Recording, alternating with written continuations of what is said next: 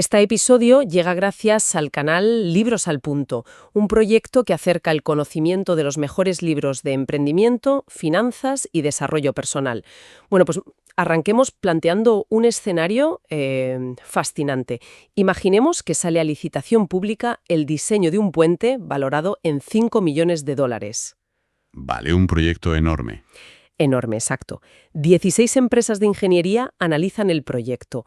Tienen la capacidad, tienen el personal de sobra, pero al ver la magnitud del contrato, la lógica matemática del miedo se apodera de ellas y se retiran. Lo ven demasiado grande. Claro, se asustan. Se acobardan totalmente. Sin embargo, una empresa minúscula, compuesta por tan solo 3 ingenieros, decide presentar una propuesta y, contra todo pronóstico, gana. La pregunta aquí no es ¿qué software usaron? O sea, la pregunta de verdad es ¿por qué la empresa más pequeña fue la única que no vio un muro sin una puerta? Es que es un caso que rompe por completo nuestros esquemas preconcebidos sobre el mérito y la capacidad, ¿no? Constantemente buscamos una ecuación reconfortante para el éxito. Algo en plan, bueno, pues inteligencia más horas de esfuerzo bruto igual a resultados proporcionales. Ya, la fórmula matemática clásica. Exacto. Pero cuando miramos el mundo real, esa fórmula matemática se desmorona por completo. Vemos a personas brillantes que están absolutamente estancadas en la mediocridad y a personas de intelecto, digamos, promedio, logrando cosas monumentales. Totalmente de acuerdo. Y, a ver, precisamente por eso la misión de nuestra disección de hoy es ir a la raíz de este fenómeno. Vamos a analizar los conceptos de un clásico absoluto de la psicología del éxito. Hablamos de La magia de pensar en grande, del Dr. David J. Schwartz. Un libro fundamental. Lo es, sí. El objetivo es desgranar una premisa que puede resultar hasta incómoda para algunos, y es cómo el tamaño de los pensamientos determina de forma directa y casi milimétrica el volumen de los logros, la felicidad y los ingresos de una persona. Pero, a ver, aquí es crucial establecer una línea roja desde el primer minuto. Esta exploración que vamos a hacer no tiene absolutamente nada que ver con la positividad tóxica, ¿vale? Claro, nada de humo. Nada de humo, exacto. Ni con ese optimismo ciego de sentarse en el sofá a visualizar que llueve dinero esperando que el universo responda por arte de magia. Hablamos de un mecanismo psicológico y neurológico completamente real. O sea, pura ciencia aplicada a la mentalidad. Eso es. La mente humana produce los medios, las tácticas y la resistencia para alcanzar una meta única y exclusivamente cuando existe una creencia genuina de que el objetivo es viable. Si no hay creencia, el cerebro asume que es un gasto inútil de energía y literalmente apaga los motores creativos. Vale, vamos a desgranar esto a fondo. Para entender esta mecánica hay que mirar dentro de la fábrica donde se forja todo, o sea, la mente. El texto nos presenta una historia muy reveladora sobre Harry, un vendedor que ganaba exactamente 5 veces más que el resto de sus compañeros en la misma empresa. Una barbaridad. Una barbaridad, claro. Y la gerencia lo investigó a fondo. ¿Tenía Harry un coeficiente intelectual 5 veces superior? No.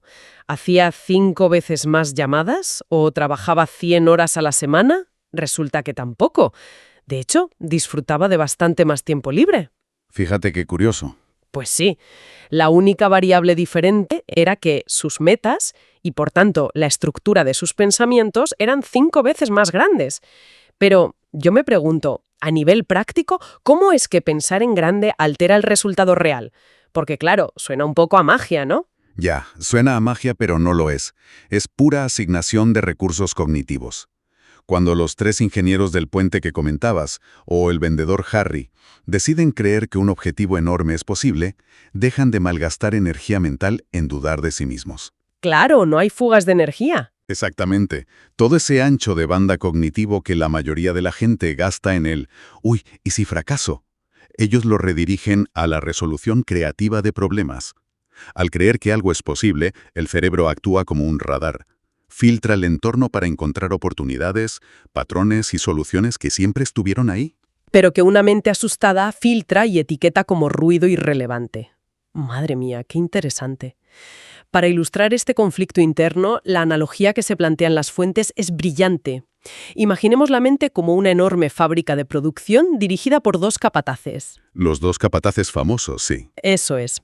Por un lado tenemos al señor Triunfo, el encargado de manufacturar pensamientos de éxito y razones por las que un proyecto va a salir adelante.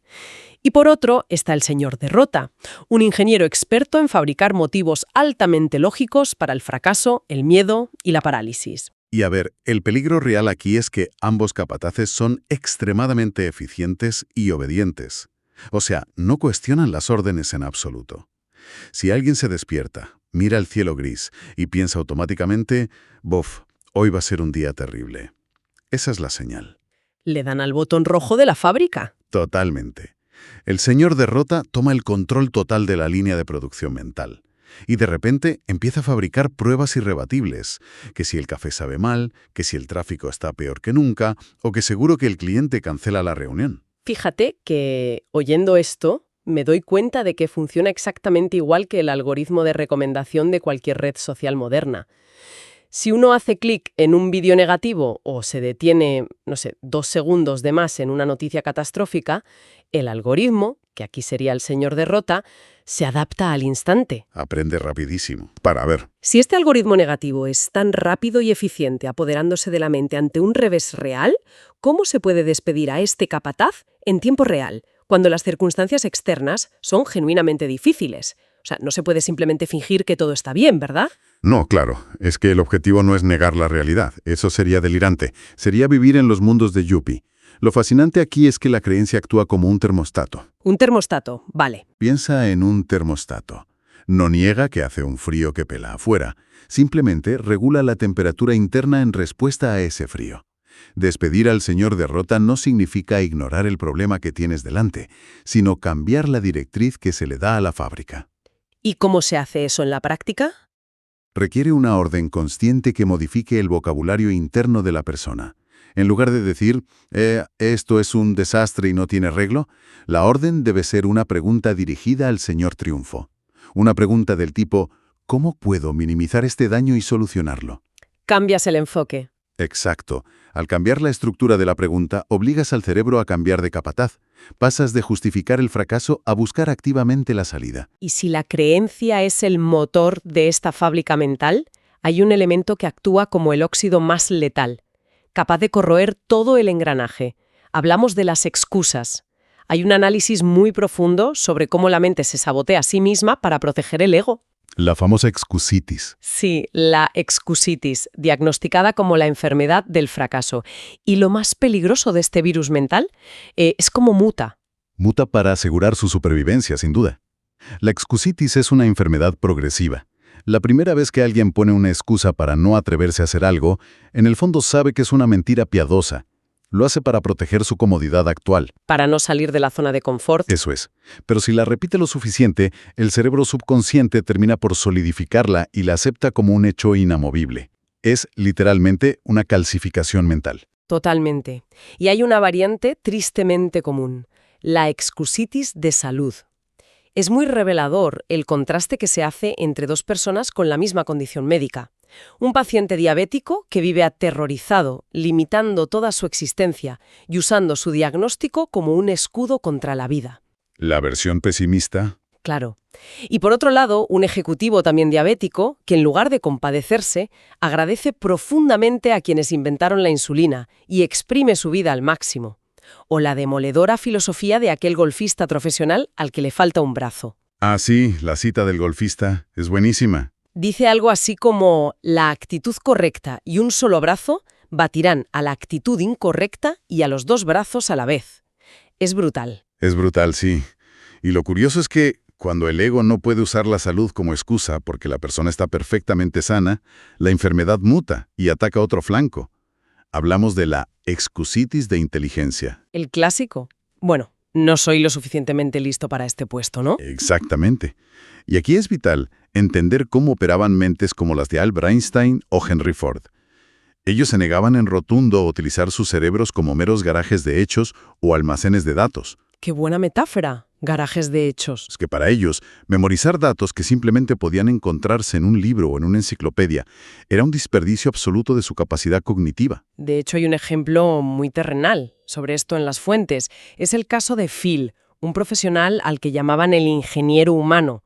Phil ganaba muchísimo más dinero y tenía mucho más éxito que sus propios subordinados, a pesar de que estos últimos tenían doctorados y unos expedientes académicos que daban miedo. Expedientes perfectos, ¿sí? Claro. A ver, Phil no sabía más datos técnicos que ellos, pero sabía cómo inspirar, sabía cómo gestionar fricciones y cómo dirigir a las personas. Porque, a fin de cuentas, el pensamiento que guía la inteligencia siempre será infinitamente más valioso que la cantidad bruta de intelecto. Fíjate que muchas personas brillantes sufren de parálisis por análisis. Totalmente se quedan bloqueadas. Se bloquean. Usan su inmensa capacidad intelectual para fabricar las excusas más sofisticadas y lógicas de por qué un proyecto va a fracasar seguro. Su propia inteligencia se convierte en su mayor obstáculo. Ya ves. Y luego el virus muta hacia el tiempo y tenemos la excusitis de edad. El eterno, soy demasiado viejo para cambiar de carrera o, soy demasiado joven para que me tomen en serio en esta empresa. Las dos caras de la misma moneda. Exacto. Destaca la historia de Cecil, un hombre de 40 años que estaba profundamente deprimido porque sentía que su tren ya había pasado, que era muy viejo para empezar un nuevo negocio, hasta que alguien le obligó a hacer matemáticas básicas. Matemáticas muy simples, además. Sí. Si la vida productiva promedio de un adulto va desde los 20 hasta los 70 años, a sus 40 Cecil solo había consumido el 40% de su capacidad. O sea, le quedaba un 60% intacto por delante. Es que cambiar el prisma del tiempo de esa manera destruye la ilusión térmica de que existe un momento perfecto. El tiempo siempre es abundante si se mide en potencial y no mirando constantemente lo que ya se ha gastado. Pero aquí es donde se pone realmente interesante, porque hay un punto de fricción bastante fuerte. Y me refiero a la llamada excusitis de la suerte. Ah, el tema de la suerte, claro. Claro.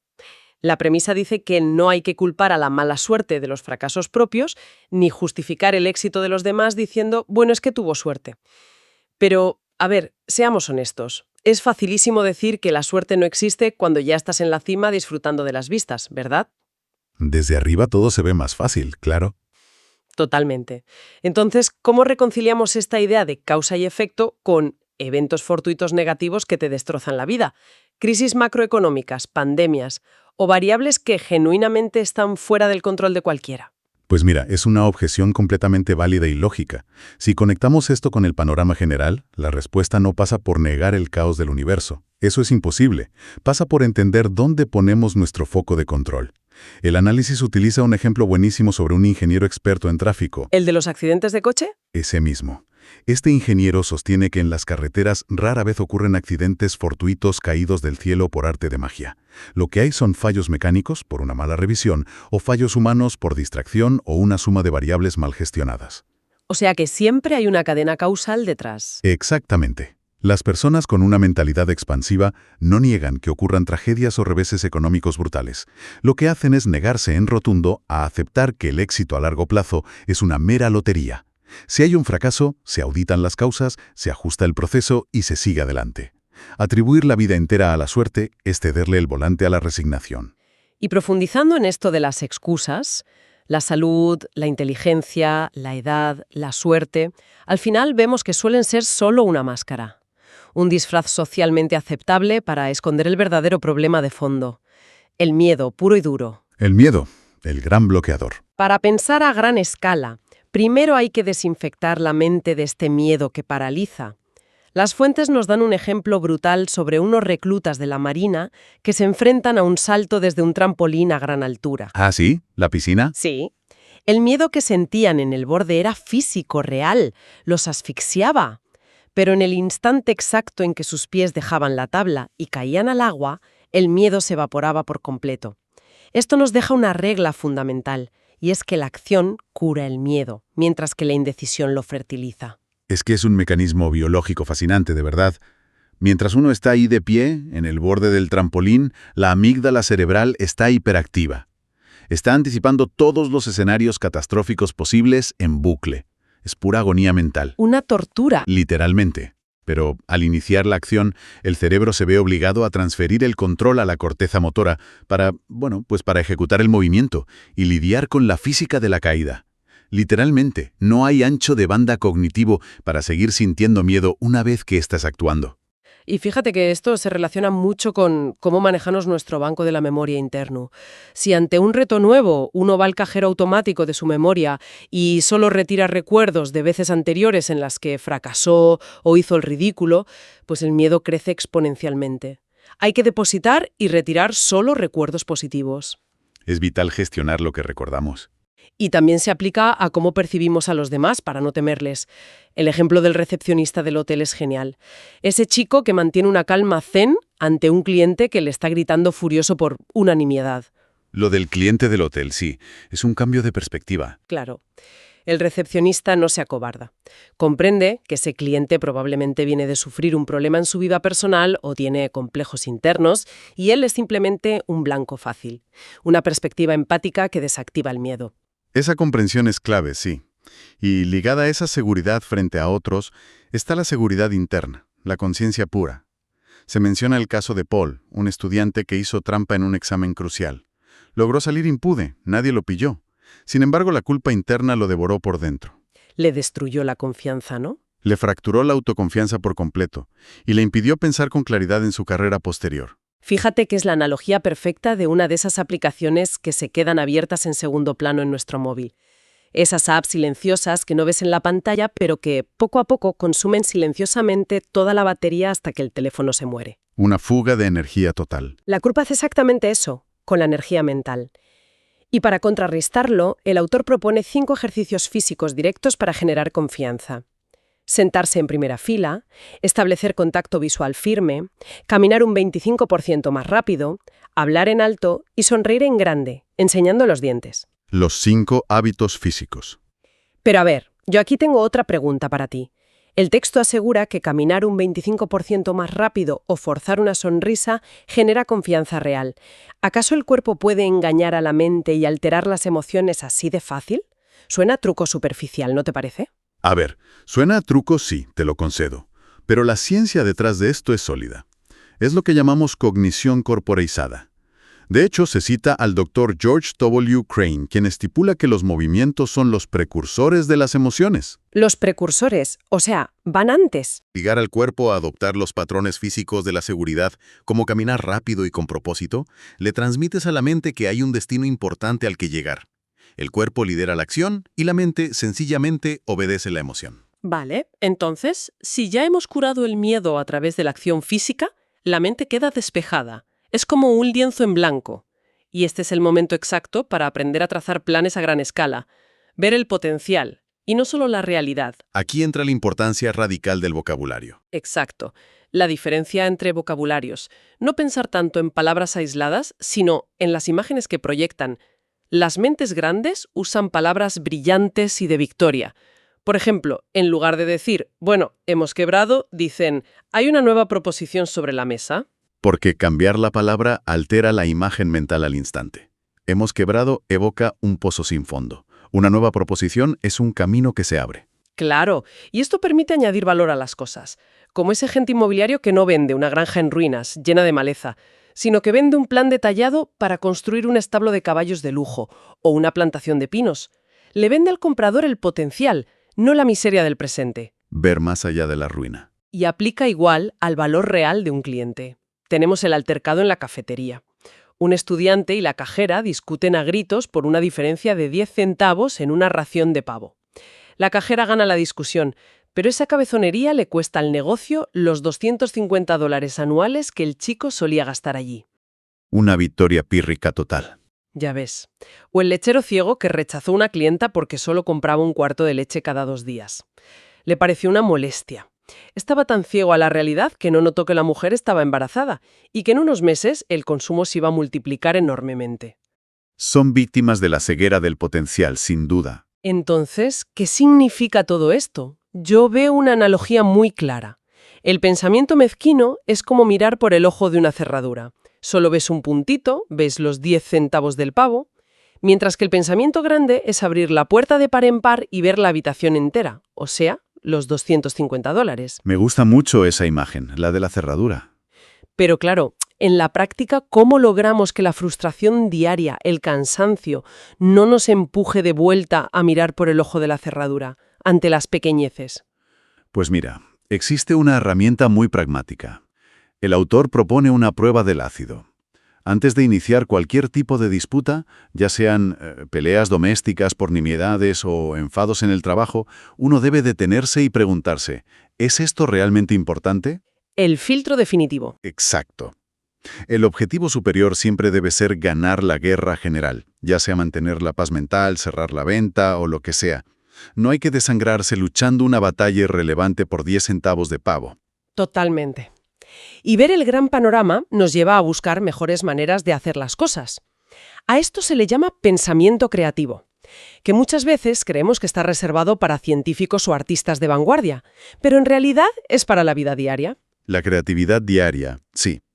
Hay un ejercicio mental interesantísimo sobre eliminar las cárceles. Reúnen a un grupo hostil a la idea y, claro, al principio todos son pegas. Pero el facilitador les pide que asuman temporalmente que sí es posible. Y una vez que saltan esa barrera, el grupo genera 78 ideas válidas, desde reformas hasta centros juveniles. Ese experimento evidencia el peligro tóxico del pensamiento tradicional. De la frase de «esto siempre lo hemos hecho así». Eso congela la mente. Frente a eso, tenemos el plan de mejora semanal de ese dueño de una ferretería que logró abrir 4 tiendas enormes. El de los lunes por la tarde. Ese. Cada lunes se sentaba y se hacía una sola pregunta. ¿Cómo puedo hacerlo mejor? Esa simple pregunta detonaba un proceso creativo constante. Fíjate que el texto también nos dice que la capacidad es un estado mental. Cuenta la historia de un ejecutivo bancario que absorbió todo el trabajo de un colega despedido sin estresarse, solo reorganizando su eficiencia, y la de una mujer que, tras el accidente grave de su marido, comenzó a gestionar todo y trabajar eficientemente de la noche a la mañana. Porque la capacidad se expande por necesidad. Claro, pero el texto tiene un axioma que a mí me resulta muy contraintuitivo. Dice, si quieres que se haga algo, dáselo a un hombre ocupado. ¿Por qué la gente con tiempo libre es vista aquí como compañeros ineficaces? O sea, si alguien tiene la agenda vacía, debería ser el ideal, ¿no? Bueno, esto plantea una pregunta importante sobre nuestra naturaleza. El éxito requiere de personas que constantemente suben el listón. La persona que ya está muy ocupada es obligada, por la pura necesidad, a ser creativa, a exprimir el tiempo y ser más eficiente. A buscar atajos productivos. Claro. En cambio, quien tiene demasiado tiempo ocioso suele sufrir la ley de Parkinson. El trabajo se expande hasta llenar todo el tiempo disponible. El ocioso sufre parálisis por falta de impulso. La presión, en su justa medida, forja la excelencia. Tiene muchísimo sentido visto así. Y bueno, hemos hablado de ver el valor en granjas, en clientes, en el tiempo. Pero el valor más crítico que se debe escalar es el que nos otorgamos a nosotros mismos, el efecto espejo. Eres lo que piensas que eres. Esto es fundamental. Se habla de cómo el exterior afecta al interior. Por ejemplo, el consejo de pagar el doble y comprar la mitad en ropa, pero que sea ropa de calidad. Porque estar bien vestido le dice a tu propia mente que eres alguien importante. Y cómo nos percibimos íntimamente determina el techo de nuestra trayectoria. Se menciona en la clásica historia de los 3 albañiles, ¿verdad? Sí, la clásica parábola. Les preguntan qué hacen, uno dice poniendo ladrillos, otro dice ganando $3.30 por hora. ¿Y el tercero? ¿El clave? Y el tercero dice, estoy construyendo la catedral más grande del mundo. Evidentemente, este último tiene la visión y la arquitectura mental necesarias para progresar. El respeto a su propio trabajo lo cambia todo. Y para cultivar eso, hay un caso muy peculiar, el de Tom Stanley y su anuncio comercial de 60 segundos. Ah, el famoso anuncio propio. Sí, resulta que lleva un texto en la cartera para venderse a sí mismo la idea de que es una persona de primera clase, y lo lee a menudo.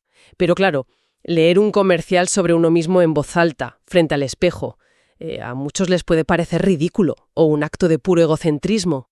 ¿Cómo cruzamos esa barrera de la vergüenza hacia nosotros mismos? A ver, es una reacción natural sentir pudor, pero hay que analizar de dónde viene esa vergüenza. Proviene directamente del señor derrota. Piensa que la gente está constantemente bombardeada por publicidad diaria, anuncios que les dicen sutilmente que son insuficientes para venderles productos externos. Y lo aceptamos sin rechistar. Claro, lo aceptamos, pero luego sufren de una indiferencia total hacia su activo más importante, que son ellos mismos. Recitar este anuncio comercial propio no es narcisismo, es un antídoto proactivo y muy necesario contra la autodepreciación constante. Si resumimos todo esto, la conclusión es muy clara. La capacidad intelectual o la suerte no son el techo del desarrollo humano. Ese techo lo establece única y exclusivamente el perímetro de los propios pensamientos. La confianza se gana actuando y el miedo se destruye, pues caminando directamente hacia él. Nos deja una reflexión final brutal, la verdad. Basándome en todo esto, sabiendo que la mente refleja aquello de lo que se alimenta en su entorno social, imaginemos el impacto que tiene cada individuo. ¿Qué pasaría si decidiéramos convertirnos de manera totalmente deliberada en ese entorno de primera clase para los demás? Cambiaría todo a nuestro alrededor. Claro. ¿Será que al pensar en grande no solo transformamos nuestra propia realidad, sino que nos volvemos el catalizador que detona el éxito de toda la gente que nos rodea? Es un reto intelectual formidable para llevarnos a la acción, desde luego. Este episodio llega gracias al canal Libros al Punto, un proyecto que acerca el conocimiento de los mejores libros de emprendimiento, finanzas y desarrollo personal de forma clara y práctica. Ha sido un verdadero privilegio diseccionar todas estas ideas hoy. Y recordad, siempre hay espacio de sobra en la primera clase de la vida, la única condición es creer que merecemos estar ahí. ¡Hasta la próxima!